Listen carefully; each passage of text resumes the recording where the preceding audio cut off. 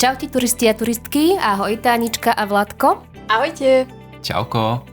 Tak, dnešný podcast sa bude niesť v téme ako sa obliecť, lebo teraz je to aj také dosť aktuálne vzhľadom na zimnú sezónu. A ešte prezradím, že mám pre vás aj parádne prekvapko, ale o tom potom. Takže k téme. V čom vy chodíte na túru? Tánička? No, záleží teda, či je leto alebo zima. Ale v lete nosím väčšinou kraťasy, ale vždycky, jak sa rozbiehame, tak mám čierne nohavice, pod tým mám tie kraťasy, potom si ich tak vyzlečím tie nohavice čierne, nie kraťasy.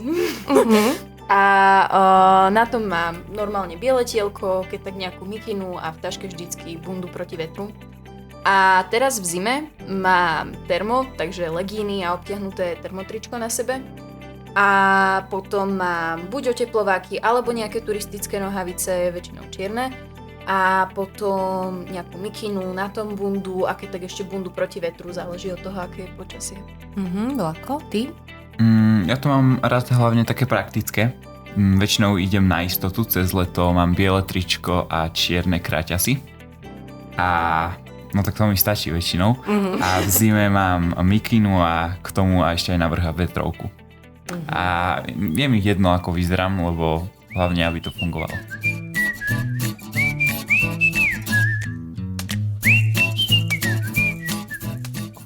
To si krásne povedal. Áno. Nebudeme sa rozprávať presne tak o tejto téme len tak pre páradu, ale aby to fungovalo, ako si povedal, lebo je to naozaj, to ako sa obliecť je naozaj fakt mega dôležité. A vy to aj nejako špeciálne riešite, že čo na seba, že v čom budete šliapať? Teda počuli sme také akože celkom konkrétne informácie, ale že podľa čoho to, alebo na základe čoho to riešite? Leto, zima, počasie celkovo. Čiže podľa počasia? Asi aj podľa toho, že kam sa chystáme šliapať. Napríklad? No, počasie v Tatrách je veľmi nepravdepodobné, alebo dá sa povedať, že sa stále mení, takže kedykoľvek a kdekoľvek nás môže zaskočiť. A je potrebné naozaj sledovať predpoveď počasia predtým, ako ideme na tú túru. A podľa toho sa vieme rozhodnúť, čo si dáme na seba a vždycky sa treba tomu trošku tak nejak povenovať viac pred tou túrou, že OK, je zima, tak si dám toto, ale ešte pre istotu si zoberiem aj nejakú vetrovku na vetrovku. OK.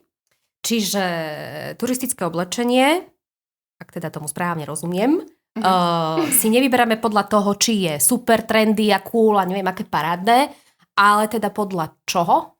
No podľa toho, aby sme boli, aby sme neohrozili naše zdravie a našu bezpečnosť. OK. Ja som čítala, že obzvlášť teraz v zime robia turisti chyby, čo sa týka vlastne toho, ako sa obliecť a teda konkrétne také, že sa neoblečú dostatočne. Hej, pretože aj keď sa nám to nezdá, tak môžeme dostať podchladenie oveľa rýchlejšie, ako si myslíme, pretože teplo uniká z tela rovnomerne a celým povrchom. Preto by sme mali mať všade nejakú vrstvu oblečenia, aj na krku šál, na rukách rukavice alebo nákrčník. Aha. A na čo ešte by sme teda si mali dávať pozor pri výbere oblečenia? No, ja som, teda viem, že určite na to vrstvenie, ale potom som počula, že sú veľmi dôležité aj materiály. Takže treba, aby oblečenie nielen na zimu, keď ideme šliapať, bolo funkčné. To znamená, že človek sa potí a preto je jednou z dôležitých vlastností oblečenia, ktoré by sme nemali podceniť, je to, aby odvádzali pot a vlhkosť. Čiže to oblečko, aby odvádzalo pot a vlhkosť. Presne tak. Dobre, a spomínala si teda ten materiál, že ten je veľmi dôležitý, aký je teda použitý v rámci toho turistického oblečenia, tak aký by mal byť? No, asi skôr z vlny, pretože keby bolo tričko z bavlny, tak by sme sa cítili ako v takej konzerve a by sme sa kúpali vo vlastnej šťave. Také sardinky. No a ak by sme si obliekli iba obyčajnú bundu, tak po pár kilometroch by nám hneď bola zima a možno by sme dostali aj to podchladenie. A preto je dobrá bunda s dostatočnou odolnosťou proti nejakej vlhkosti, ktorá je typická hlavne v zime. ale zase netreba sa naobliekať a prehnať to, pretože, jak sme aj na začiatku povedali, je veľmi dôležité vedieť, že kam vlastne ideme na tú túru, pretože je rozdiel, keď ideme na celodennú túru alebo ideme len na nejakú 2-hodinovú túru po nejakom ľahkom turistickom chodníku. A pretože neviem, či je na našom checkliste, že chceme ísť na nejakú veľmi dlhú a náročnú túru s bundou pod rukou, pod pazuchou, ktorá nám vlastne bude iba zavadzať. Mm-hmm. Takže preto na to treba myslieť, že kam ideme a preto nám aj pomáha vrstvenie. Dobre, spomínala si to vrstvenie, teda to navrstvenie, tak ako správne navrstviť? No pri vrstvení by sme mali myslieť na oblečenie z tých funkčných materiálov. Veľmi dôležitá je termobielizeň, čiže ako som aj ja povedala, že to používam, to sú tie tričko a legíny. Potom nejaká izolačná vrstva, dočítala som sa, že z flisu alebo z páperia, takže napríklad taká mikina alebo vetrovka a potom nejaká nepremokavá alebo vetruodolná vrchná vrstva, ktorú môžeme kedykoľvek dať dole do batoha a potom keď fúka alebo začne pršať, tak ju len vytiahneme a dáme ju na seba. Ja ešte doplním, že to neviem, že či viete, ale podľa mňa vy to 100% viete, že čo sa týka vlastne toho vrstvenia alebo navrstvenia, tak treba navrstviť aj nohy. Čiže konkrétne vlastne na spodok si oblečete teda nejakú tú termobielizeň, ako vravela Tánička, čiže legíny napríklad. Navrch nejaké akékoľvek pohodlné turistické nohavice. No a toto neviem, či poznáte, lebo mňa to tak ako samo prekvapilo. Ja som sa dočítala, že navrch na tie teda turistické nohavice si môžete dokonca obliecť ešte aj zateplovaciu sukňu, čiže babi. Fakt? Áno, a chalani nejaké zateplovacie šortky. No a vám sa niekedy stalo, že ste sa na nejakú túru obliekli nevhodne? Áno, veľakrát. Fakt? A tak daj nejaký príklad. No, pamätám si túru na zbojnícku chatu, kde som si povedal, že to zvládnem na ľahko, pretože dole vyzeralo počasie fajn, ani nefúkalo, všetko bolo v pohode, ale hore sa to otočilo, bol vietor a zima a nemal som ani poriadnu bundu a nič iné som vlastne ani nevnímal kvôli tej zime, takže som si tú túru ani neužil. Aha, jasné. A Tánička, ty? No, mne sa to ešte nestalo. Okej. Ja som práve väčšinou ten človek, ktorý si nabalí veľa vecí do batoha a potom, keď je niekomu okolo mňa zima, tak som taká, že tu máš bundu, tu máš mikinu, že tak rozdávam. Uh-huh. Dobre, a čo taká turistická obuv? Lebo to je teda tiež v rámci tejto témy. Čo si vy obúvate, keď idete šliapať? No tak turistická obuv je celkom dôležitá. Ja v zime nosím vodotesné, hnedé, zateplené tenisky. Uh-huh. Teda, nie sú to tenisky, lebo je to počlenky, je to nad členkami. Uh-huh. Takže turistické topánky. Topánky, áno. A v lete nosím iba tenisky. Uh-huh. A Tanička, ty? No, ja nosím normálne turistickú obuv v zime, tiež nad členky. Uh-huh. A potom nejaké trekové tenisky v lete. Uh-huh. No, čo ja viem, tak pred kúpou, to istotne aj vy viete, konkrétne teda zimných topánok alebo topánok do zimného terénu, je úplne najideálnejšie sa poradiť s odborníkmi a teda ako základ je to, že dôležité je nielen teplo, ale teda aj vhodná podrážka, aby tieto topánky mali vhodnú podrážku. A teda tiež je dôležité, aby obuv odvádzala vlhkosť, presne tak.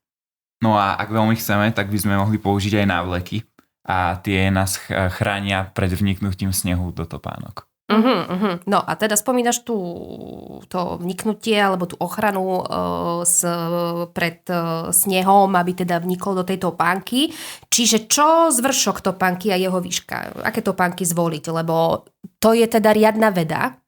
Či teda členkové alebo nečlenkové, alebo ako to teda zvoliť? No myslím, že to závisí hlavne od terénu a počasia a ročného obdobia, pretože keď je veľa snehu alebo ideme do nejakého náročnejšieho počasia alebo terénu, tak by sme mali mať asi vyššiu a robustnejšiu obuv. No istotne áno, áno, pekne si to povedal, správne. Pretože nám chráni členky a drží nohu a tým pádom si nemôžeme napríklad zlomiť kotník, keď sa niekde pošmykneme na ľade alebo tak.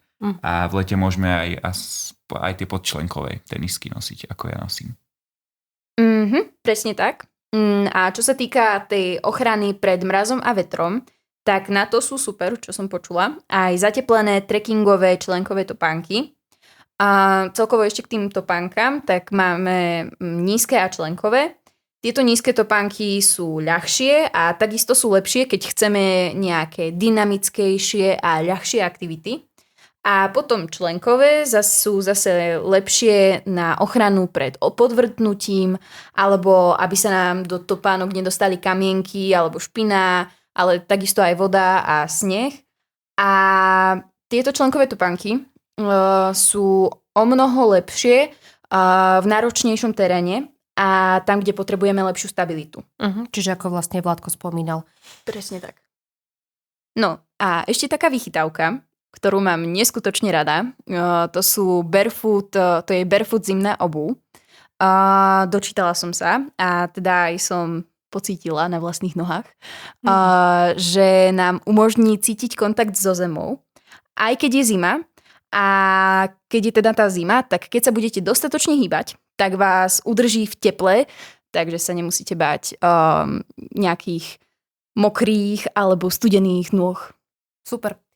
A inak, čo sa týka ešte tejto témy, tak neviem, že či to robíte aj vy, ale je super sa venovať aj povenovať kontrole týchto topánok predtým, ako sa rozhodnete niekde šliapať, aj že skontrolovať ich, či niekde nemajú nejakú trhlinu alebo niečo, lebo ako nič nie je nepríjemnejšie, ako keď vám voda alebo sneh teda natečú, behnú do topánok. A predísť tomu teda viete tak, že sa budete o ne starať, čiže ošetrovať ich nejakými impregnačnými voskami alebo nejakými takýmito materiálmi impregnačnými. No. Ja mám taký jeden príbeh a neskutočne sa hodí na túto tému. Ja som si presne nekontrolovala topánky a po veľmi dlhom čase, to bolo po covide, sme išli na túru a my sme tam vyšli a ja som nemala topánky, lebo mi narastla noha. Tak mi mama dala nejaké svoje staré, ktoré 20 rokov, fakt. A sme vyšli hore na vrch a ja taká, že nejak mi niečo nesedí na tejto topánke, zdvihla som nohu a podrážka už iba tak visela odtiaľ v takom účku otočenom, že naozaj iba v strede držala. To isté aj na druhej topánke som bola, že no super. Tak vlastne... Takže je to dôležité. Je to veľmi dôležité. Je to veľmi dôležité. Dobre, a čo taký batoh? Čo by podľa vás nemalo chýbať v batohu? Alebo teda čo nechýba vo vašom batohu? Rukavice, čiapka a potom čelenka alebo šatka. No počkať, a to si spomínal, že teda to istotne máme mať aj na sebe, čiže to máme mať aj v batohu? Hej, pretože inak riskujeme prechladnutie alebo podchladnenie, ak sa nám to náhodou namočí. A v páre by sme mali mať aj ponožky. Čiže mali by sme mať náhradné aj tieto čiapky, čelenky a zároveň aj ponožky. Okay. A nikdy neviete, na aký terén narazíte. A preto je treba mať v tom batohu aj mačky, cepín a paličky. Ak by ste ich nemali, mohla by to byť chyba, pretože pomáhajú sa bezpečnejšie pohybovať v strmšom teréne a takisto aj ušetria kolena pri zostupe. A cepín vám môže zachrániť život, keby ste sa náhodou pošmykli a potrebovali by ste sa zachytiť. A takisto je dobré mať pri sebe lavinový set, o ktorom sme sa už ale rozprávali minulý podcast. Netreba ale zabúdať, že aj v zime treba piť. Aj keď síce často nemáme pocit smedu, tak telo vodu potrebuje. A preto by sme mali nosiť v zime termosku s teplým čajom, aspoň ja ju tak nosím. Alebo aspoň fľašu, ktorá je dobre zaizolovaná v batohu, pretože zamrznutá voda je celkom na nič, keď už niekde vyšlapeme. Áno. Dobre, a teda čo také si vybalíte do batohu? Teda možno nejaké to jedlo, alebo teda nejaké tipy dajte, nejaké vychytávky, že čo máte vy v batohu? Neviem, či by som mal, ale ja si nosím hlavne orechy, sušené ovocie alebo čokoládu. To je dobré. Tak to mi chutí, tak si to beriem. Tak a to je hlavne takože tá energia, ktorú si to telo pýta, teda najmä v tej zime. A na dlhšiu túru aj nejaký sendvič. A okrem toho mám v batohu aj to náhradné oblečenie a čelovku. Ty, Tanička? Ja tiež väčšinou veľa jedla. veľa vody a bundu proti vetru, niekedy aj 2. Potom nesmú chýbať peniaze na buchty a čaj. To naozaj nesmie chýbať. Takisto na plaste a teraz cez zimu väčšinou aj 1 alebo 2 páry náhradných hrubých ponožiek. Dobre, takže no, super ste zbalení. Ja ešte doplním, že nemalo by v batohu chýbať napríklad, nemal by chýbať krém na opalovanie, balzam na pery, možno nejaké vrecká na smeti, nejaké papierové vreckovky, no istotne nabitý mobilný telefón, to viete, nejaká lekárnička, okuliare. No, poriadne sa ale treba nabaliť, aj keď chcete šľapať na nízkotatranskú hrebeňovku, alebo chatu pri zelenom plese, alebo chodníkmi k vysokotatranským chatám. Ale aj Terryho či zbojnícka chata je poriadna zaberačka. No, a ja mám teraz pre vás také super prekvapko, ktoré som spomínala. Je čas toho teda rozbaliť. A toto prekvapko je špeciálne kvôli tomu, že dnes máme 100 diel podcastu. Oslavujeme 100 diel podcastu. Neviem teda, či viete, ale je to tak. Tak sme si pripravili pre vás všetkých takúto malú tortu. Jej! To je super. Áno, dokonca aj s logom, s batohom cez hory. A ešte prezradíme, že teda má zapichnuté sviečky, že 100. Jej, ďakujeme. No. Wow. Ja by som chcel týmto pogratulovať všetkým týmto tvorcom k 100, pretože ako už Peťa povedala, toto je 100 podcast, ktorý sme pre vás pripravili, tak dúfam, že to bude takto pokračovať aj ďalej. Áno, ja by som chcela pogratulovať aj tebe, Jarko, lebo ty si s nami.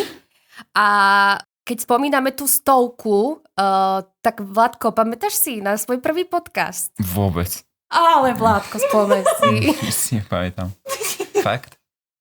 No ja si teda pamätám, že to si mal o 6 rokov menej. Čiže koľko si mal? 9. Jarko, navrhujem, aby sme si teda pustili krátku ukážku. Milí, nie len turisti a turistky. Keď som mal 8 rokov, vzal ma na chatu pod rysmi môj dedo. Čo vám poviem? Cestou tamto bola drina. Frflal som. Aj keď dodnes na ňu rád spomínam. Pamätám sa, že sme počas túry stretli jedného pána s čudným nákladom na chrbte. Tak obrovským, že siahal takmer až po nebo. Bol to nosič. Horský nosič, ktorý práve na svojich pleciach niesol niekoľko kil zemiakov, bochníkov chleba, 2 plynové bomby a kto vie čo ešte. Jej. Si tam mal taký hlasok. No je to podľa mňa neuveriteľná zmena. Je to neuveriteľná zmena. A pamätáte si aj nejaký wow moment z nahrávania? Teraz akože, áno, toto bol wow moment z prvého, ale nejaký teda zo všetkých. Vždy, keď Tanička dostane zachvat smiechu. Týchto wow momentov teda bolo nespočetne veľakrát. No, ja si pamätám, že wow moment, keď sme nahrávali silvestrovský špeciál, lebo to som sa fakt nevedela prestať smiať a to bolo úplne také, že Áno, ale ja by som akože tak chcela, že pekne, ja vôbec to nemyslím ako klíše povedať, že pre mňa je vlastne wow moment každý ten podcast, ktorý nahrávame. Naozaj úprimne. A keď už máme teraz takú oslavnú náladu s tou tortou, s tou 100 a tak, povedzme, neviem, mohli by sme si zapriať, že nejaké prianie, čo prajeme podcastu Cez hory? S batohom Cez hory. Ja dúfam, že ešte s Taničkou dlho budeme chodiť po horách na túry a obdivovať Tatry. A bolo to super zatiaľ. Ja nám prajem a tomuto podcastu nech sa nám stále tak veselo nahráva. A ja nám prajem minimálne ešte 100 našlapaných dielov tohto podcastu a ešte prajem 100-násobne viac poslucháčov, ako máme, z ktorých sa teda veľmi tešíme a s ktorými sa zároveň lúčime. Takže čauko, turisti a turistky, čaute Tanička a Vládko. Ahojte. Čauko. A nezabudnite sa dobre obliecť.